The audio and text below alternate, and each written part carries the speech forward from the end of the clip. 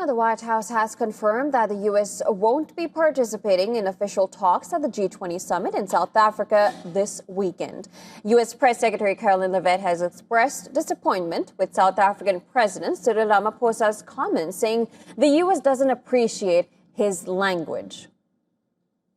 The United States is not participating in official talks at the G20 in South Africa. I saw the South African president running his mouth a little bit against the United States and the president of the United States earlier today, and that language is not appreciated by the president or his team. The ambassador or the representative of the embassy in South Africa is simply there to recognize that the United States will be the host of the G20. They are receiving that send-off at the end of the event. They are not there to participate in official talks, despite what the South African president is falsely claiming.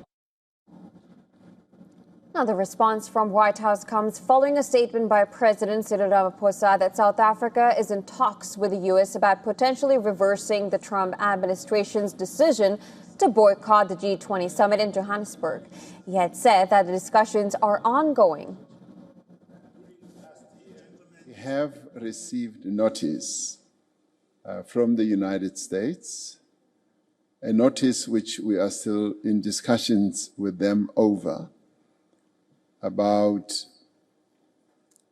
a change of mind about participating in one shape, form, or other in the summit. So the discussions are still ongoing.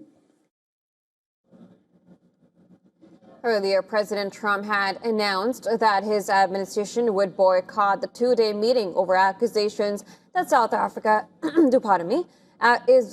is violently persecuting white minority farmers, an allegation that South Africa strongly rejects. However, White House said that a representative from the U.S. Embassy in Pretoria will attend the formal handover ceremony marking the transfer of the G20 presidency from South Africa to the U.S.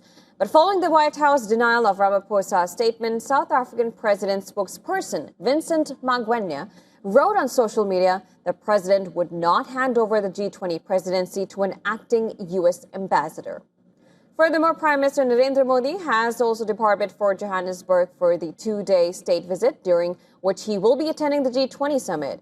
According to India's Ministry of External Affairs, PM Modi will put forth India's perspective on the G20 agenda and is expected to speak in all three sessions of the summit. Now, world leaders have started arriving in South Africa for the summit. Among those who arrived on Thursday were Chinese Premier Li Qiang and his delegation, and Malaysia's Prime Minister Anwar Ibrahim. The G20 summit in 2025 is set to kick off in Johannesburg on 22nd and 23rd of November, marking a historic first for the African continent. Now, hosted under the theme Solidarity, Equality, Sustainability, the event will be tackling pressing global issues like climate change, debt relief, energy, transition, and AI governance.